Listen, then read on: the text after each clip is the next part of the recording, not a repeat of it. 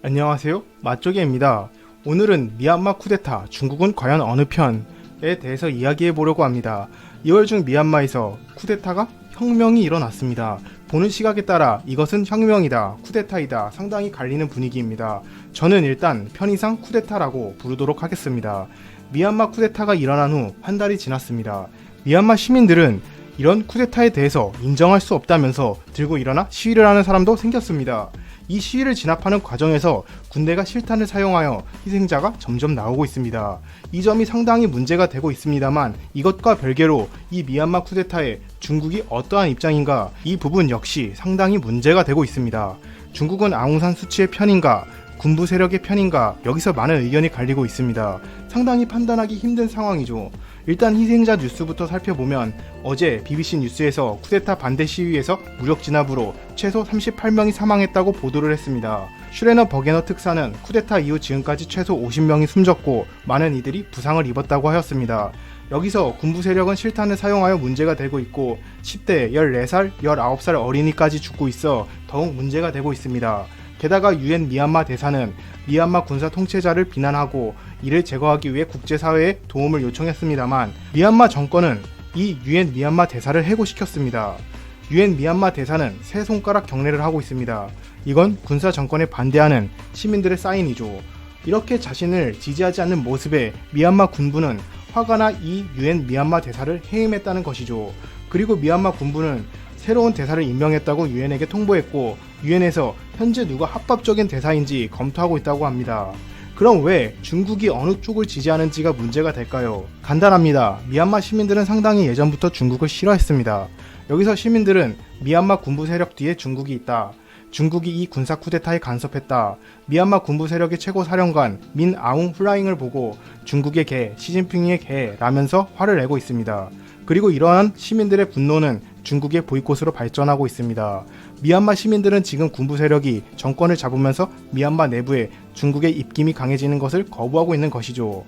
미얀마가 중국처럼 될 것이다 라는 걱정을 하고 있는 것입니다. 여기서 미얀마와 중국의 관계를 아주 간단히 설명해 보겠습니다. 이전 미얀마는 영국의 식민지였습니다. 여기서 미얀마가 영국에서 독립한 후에 계속 군사 정권이 미얀마 정계를 장악하고 있었습니다. 이에 반대한 미얀마에서는 1988년, 1990년 민주화 운동이 있었습니다. 여기서 정계를 장악하고 있던 군부 세력과 민주주의의 리더 아웅산 수치가 대립을 하였으나 이 시절에는 민주화 운동이 군에 의해 진압되고 실패했습니다.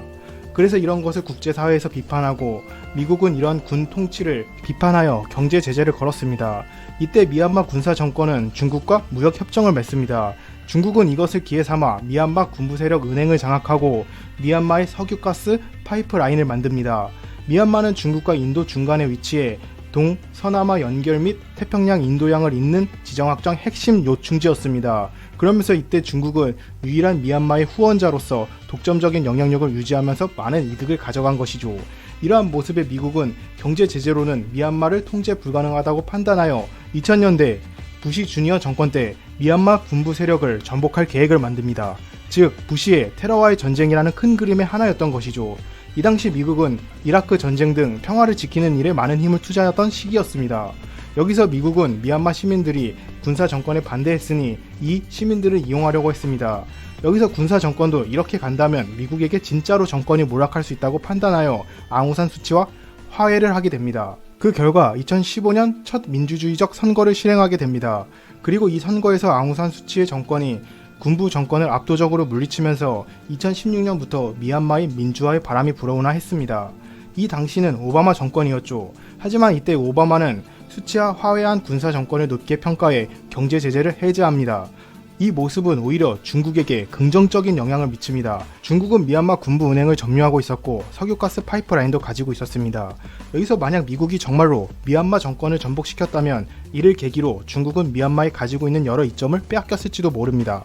하지만 미국이 미얀마 정권을 전복시키지 않고 경제 제재를 해제하는 것은 중국에게는 이러한 미얀마에 가지고 있는 이점을 빼앗길 위험이 사라졌다는 뜻이죠. 이러한 배경하에 5년이 지나 다시 선거의 시기가 오죠. 2020년 선거는 15년도와 마찬가지로 아웅산 수치 정권이 다시 군부 정권을 압도적으로 이깁니다. 이때 군부 정권은 부정선거가 있었다고 주장했지만 이 주장은 무시됩니다. 이에 군부 정권은 부정선거를 근거로 군사 쿠데타를 일으킵니다. 여기서 월스트리트 저널은 미얀마는 원래 중국과 미국의 충돌의 중심지였다 라고 말했습니다. 지금 이러한 모습은 미얀마를 무대로 미국과 중국의 대립을 지속하는 것이라고 말하고 있는 것이죠. 미얀마는 원래부터 중국이 지배했던 국가였다. 이걸 미국이 정권 전복까지 하려고 했던 대립이 지금까지 이어지고 있는 것. 그리고 지금 미국에서 바이든 정부가 탄생했다. 여기서 바이든 정권은 아무래도 중국에 대해 저번 정권보다 강경한 대응을 하지 않고 있기에 다시금 중국의 영향력이 커지면서 중국과 미얀마 군부 세력이 다시 정권을 잡은 것이라고 평가하고 있습니다. 즉 중국과 미얀마 군부 세력은 바이든 정권이라면 군사 쿠데타를 해도 문제없겠지 라는 생각을 가지고 쿠데타를 한 것이다 라는 것이 월스트리트 저널의 평가입니다. 그렇다면 중국은 실제로 어느 편일까요? 아웅산 수치도 솔직하게 학살을 방치하는 등 시민을 위한 정치를 많이 하고 있지 않다는 평가가 많습니다. 노벨 평화상까지 받으면서 민주화의 얼굴이라 평가받던 아웅산 수치는 미얀마에서 정권을 잡으면서 독재자가 아닌가라는 비판을 받기 시작했습니다. 또한 군부 세력이 아니라 아웅산 수치가 오히려 중국과 뒤에서 이어져 있을 거라는 예측도 나오고 있습니다. 특히나 아웅산 수치는 오바마와 친했기에 이러한 모습에서도 많은 부정적인 평가가 나오고 있습니다. 월스트리트 저널과 다르게 FP 뉴스에서는 중국이 민주주의 정권인 아웅산 수치 정권을 더 선호하고 있다라고 말하고 있습니다. 중국은 불안정한 군사 정권보다 안정적인 민주주의 정권을 원한다. 군사 정권 자체가 국민의 지지가 없으면 독재를 하게 되고 이는 미국이 정권을 전복시킬 명분을 줄 것이다. 그래서 안정적인 민주주의 정권을 원하고 있다는 글이었습니다. 미얀마 정권이 몰락을 하게 되면 중국이 가지고 있는 이점을 빼앗길 수 있다 라는 생각이 들어간 글이죠. 저 개인적으로는 사실은 중국이 어느 편이다 흑백 논리보다는 양쪽 다 손을 대고 있다는 평가가 가장 신뢰가 가지 않나 싶습니다. 마지막으로 지금 만약 미국이 미얀마 군사 쿠데타에 대해서 경제 제재를 하겠다고 하면 미얀마 시민들 중에서 좋아하는 사람들이 나올 것입니다. 타국이 자신의 나라를 공격하는데 좋아하는 모습이 나오는 것이죠. 이러한 모습은 상당히 심각한 일로 국가의 기반이 흔들리는 모습이라 생각합니다. 우리나라도 혹시 이런 그림이 그려지면 어쩌나 걱정이 됩니다. 문 정권이 중국몽을 꾸면서 북한에 지원하는 것에 미국이 경제 제재를 하게 된다면 우리나라에서도 문 정권을 싫어하는 사람들 중에서는 미국을 응원하는 사람도 있을 겁니다. 이렇게 될까 심히 걱정스럽습니다. 이상 맛족이었습니다. 영상을 끝까지 시청해주셔서 감사드립니다. 저는 다음 영상에서 더 유익한 내용으로 돌아오겠습니다. 모두 행복한 하루 되세요.